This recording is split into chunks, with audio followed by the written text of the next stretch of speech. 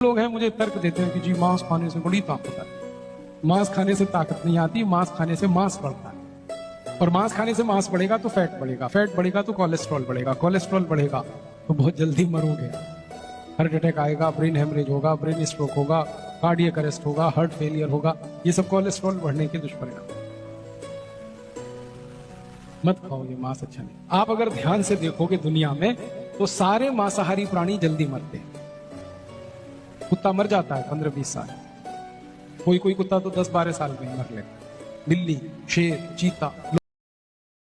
मैं इस बात की डायरेक्शन में हूं ऑलरेडी कि अगर, और जो मेरा एग्जाम अलग है, मेरा एग्जाम ये कभी है ही नहीं कि वीगन बनो, शाकाहारी बनो, मांसाहारी बनो।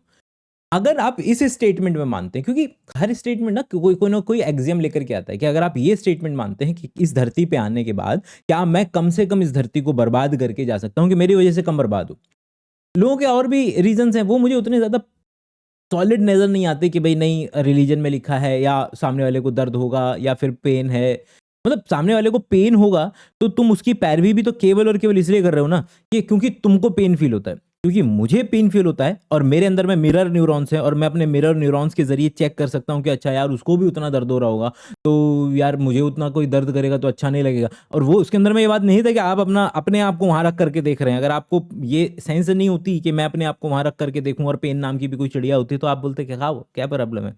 तो इसलिए बाकी रीजंस मुझे उतने ज्यादा स्ट्रांग नजर नहीं आते जितने अगर कोई व्यक्ति इस बात को मानता है कि क्या मैं इस दुनिया में पैदा होने के बाद कम से कम इस दुनिया को बर्बाद करके जा सकता हूँ, जिसमें बहुत सारी चीजें आ जाएंगी। लेकिन अब सर ने कहा कि अभी अभी बोला कि वो लोग जिंदा भी, एक दलील दी उन्होंने कि जिंदा भी कम रहते हैं। शार्क, वेल नहीं खा रहे हैं, सब्जी वब्जी नहीं खा रहे हैं शार्क। 400 साल तक हमारे पास एविडेंसेस हैं शार्क के, 400 साल तक के। तो एक्चुअल में ना एज कक्षा 12वीं में जब पहला चैप्टर हम पढ़ाते हैं एज को लेकर के, तो उसके अंदर में भाई हम कोई रीजन नहीं निकाल पाते हैं कि आखिर क्या कोई ऐसी चीज है जिसके ऊपर सटीकता से बताया जा सके कि ये एज जो है बढ़ाता है। कौवा और तोता एक दूसरे से साइज में इतने ज्यादा सिमिलर होते हैं, लेकिन जो उनकी उम्र है उसमें तोते कई ऐसे हैं 100 साल तक जीने वाले हैं और कई जो हैं कौवे हैं वो 10-15 साल 8 साल तक ही जी पाते हैं। तो हमको एक्चुअल में कोई डायरेक्ट कोरिलेशन किसी चीज के साथ मिला नहीं है कि ताकि हमको गालियां पड़े तो दोनों तरफ से पड़े, तो दोनों तरीके की चीजें देखते रहेंगे। पहले तुम रील देख लेना, फिर उसके बाद उसके ऊपर रिएक्ट करना चालू करना। हमारे मुखलिस हैं वो कहने लगे मेरे दांत हिलना शुरू हो गए। अब उसका वाहिद हल ये है कि दांतों पे तार लगवाएं या सारे दांत निकलवा के एक मसनूई दांत लगवाएं। एक दांत हिला, दूसरा हिला, तीसरा हिला और हिलना शुरू हो गए दांत। परेशान कुन बात। बहुत इस इलाज वगैरह किया, उसके लिए दर्द की चीजों की गोलियां, कुछ ना हो। किसी ने मुझे टोटका बताया, कहा कि 40 दिन करके आज साल हो गया है, मेरे दांत फिर नहीं हिले और मैं ठीक ठाक। एक कच्चा अंडा लेके मुंह में डाल के पी। इस वीडियो में 2-3 चीजें देख लें। पहला, दांत अगर हिलता है तो तार क्यों लगेगा? मतलब अलग तरीके का इलाज होगा ना, मतलब यहाँ तो उसको निकाल करके कुछ अलग ही ठोक देंगे वहां पर। अरे भाई, मतलब कि दांत में जो तार जब हम लगवाते हैं तो उसका जो सेंट्रलाइज्ड आइडिया है वो ये है कि आपको दांत धीरे धीरे उस पर आप तार लगाते हैं, खींचते हैं ताकि उसकी पोजीशन ठीक हो।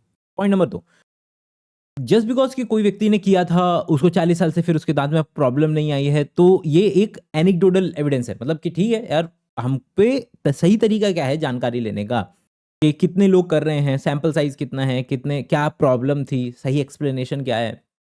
तीसरा, अंडा अंडा तो वैसे ही खा रहे लोग। अच्छा, अंडे को लेकर के खतरनाक बात कि कच्चा अंडा 2-3 तरीके हैं जिसकी वजह से थोड़ा सा इज नॉट रिकमेंडेड। पहला जो रीजन है वो है कि कुछ ऐसे मॉलिक्यूल्स मिलते हैं जैसे कि एविडेन और स्ट्रेप्टोविडेन। मतलब हम लैब के, मतलब ज़्यादा डिटेल में जाने की ज़रूरत नहीं है, बट हम जब मेरे को अभी याद आ रहा है बस हल्का हल्का, जब हम पढ़ते थे तो दुनिया की जो सबसे खतरनाक इंटरेक्शंस होती थी उसको हम स्ट्रेप्टोविडेन वगैरह इंटरेक्शन से जाना करते थे।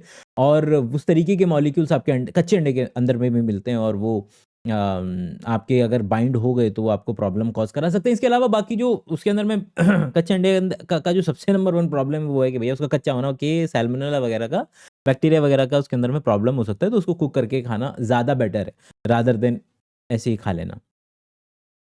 मिल जाएंगी। नेक्स्ट। और एक घरों में मटके लगाया करो, जो पानी पीना है ठंडा पानी नहीं पीना, कभी भी फ्रिज का पानी नहीं पीना, जब भी पीना मटके का पानी पीना है। और मटके में एक कॉपर की प्लेट या कॉपर का गिलास छोड़ दो और 2 रुद्राक्ष, अच्छा, और एक चांदी का सिक्का या चांदी का गिलास, आपका पानी अमृत बन जाएगा। अब इस पानी को और ज्यादा कैंसर को हराने वाला बनाना है तो इस पानी को कांच के बर्तन में शिफ्ट कर लो, उसमें 2 बड़े टुकड़े अदरक, 2 बड़े टुकड़े छिलक और 1 आधा टुकड़ा नींबू का और हरी मिर्च या पुदीना धनिया के पत्ते। अब इसको 12 घंटे छोड़ दो, ये बन गया एल्कलाइन वाटर, मैजिक वाटर बन गया। इससे आप कैंसर हरा सकते हो इस पानी से।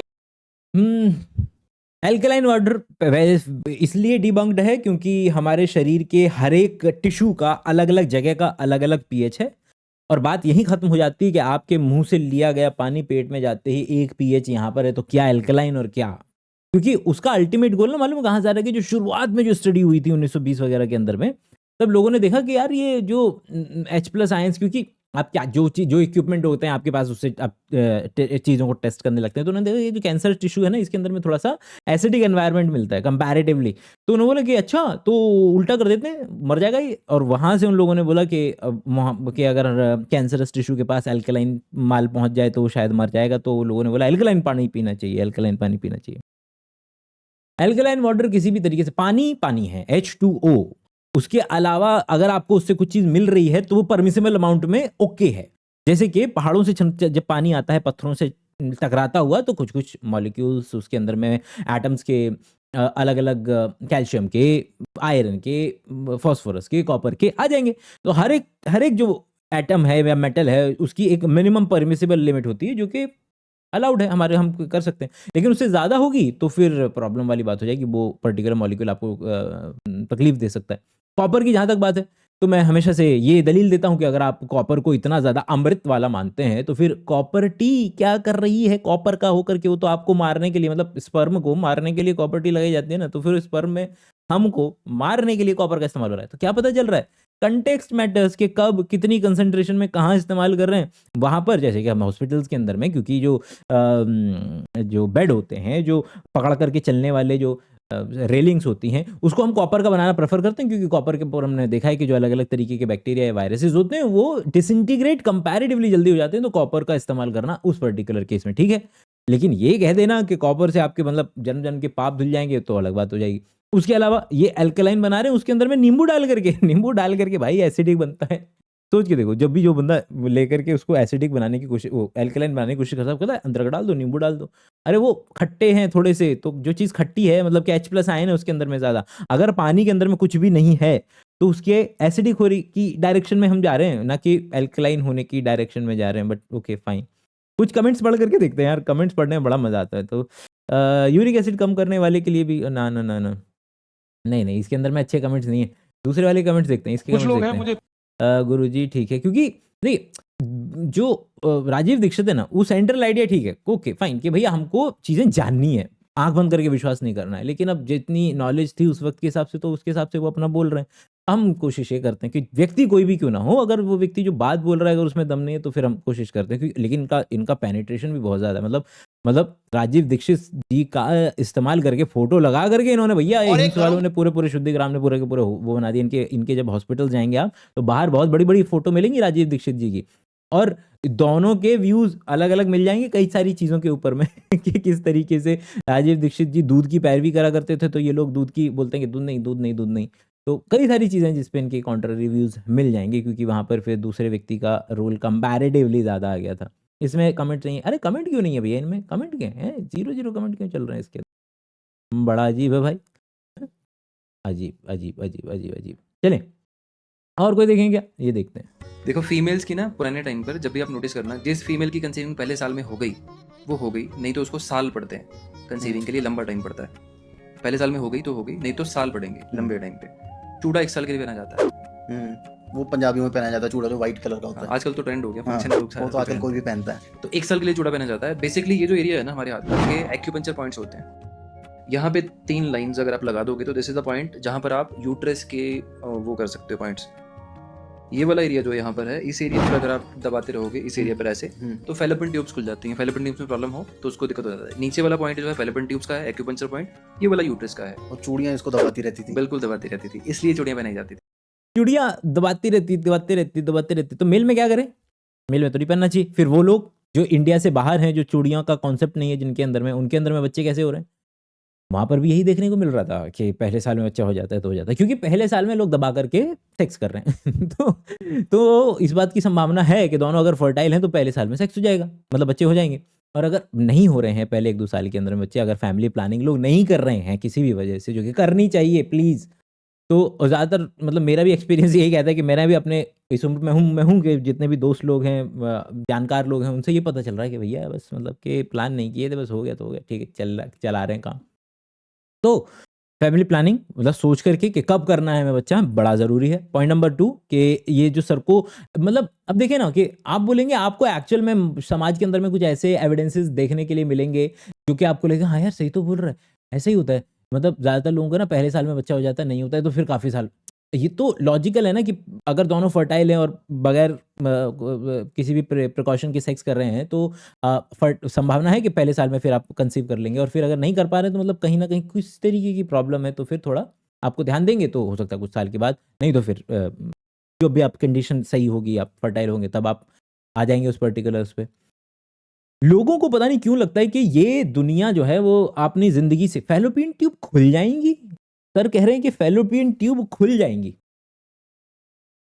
कि फैलोपियन ट्यूब के चिपके रहने की वजह से वो है वो ओवम जो है वो नहीं जा रहा था। इंसान ना रूपक अलंकार की तरह सोचता है कि हमारी नसें खुल जाएंगी, हमारी नाड़ियाँ खुल जाएंगी, हमारी फैलोपियन ट्यूब्स जो हैं वो खुल जाएंगी। कितना ज़्यादा मतलब ये बताता है कि हमारे सोचने का तरीका हमारी आसपास की जो ज़िंदगी है उससे कितना ज़्यादा प्रभावित होता है। हमको हम उसी से समझ पाते हैं चीज़ों को। अगर कोई व्यक्ति जाकर के बोले कि क्या एक्चुअल में फैलोपियन ट्यूब में हो क्या रहा है, या फैलोपियन ट्यूब होती भी क्या चीज़ है, वो बस क्या है ना कि ये शब्दावली का इस्तेमाल करने से क्रेडिबिलिटी आती है, तो वो लोग जो है इसका इस्तेमाल कर लेते हैं। देखें इसके अंदर में अच्छे कमेंट्स मिल रहे होंगे, देखते हैं इसके अंदर में।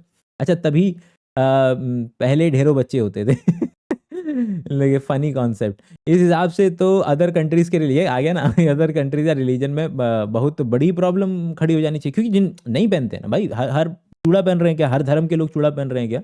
हर देश के लोग चूड़ा पहन रहे हैं क्या? उनमें बच्चे नहीं हो रहे हैं क्या? एक्यूप्रेशर पॉइंट, एक्यूपंक्चर पॉइंट, अच्छा ये देखिए, ये भी अब बड़ा बेहतरीन तरीका है कि सर कह रहे हैं कि एक्यूप्रेशर पॉइंट नहीं है, एक्यूपंक्चर पॉइंट है। और इसका भी आइडिया जो है ना वो किस तरीके से कि हमारे शरीर के अंदर में से ची शक्ति जो है वो बह रही होती है, और आप अलग अलग जगह सुइयाँ चुभो करके उन पॉइंट्स को एक्टिवेट कर सकते हैं। अगर चूड़ियाँ टूट जाएँ काँच में तो उनका क्या करना चाहिए? अच्छा ये तो भई कुछ भी बोलो, सब बिकता है, सही बात है। Then the western people conceive कैसे कर रहे हैं? ठीक है, ओके तो रोज़ाना मिलेंगे थोड़ा-थोड़ा उसके लिए, एंटरटेनमेंट के लिए, और बाकी please make sure to download Bioshala का ऐप। तब तक हम मिलते हैं अगली बार, तक के लिए अपना ख्याल रखिएगा। Bye bye.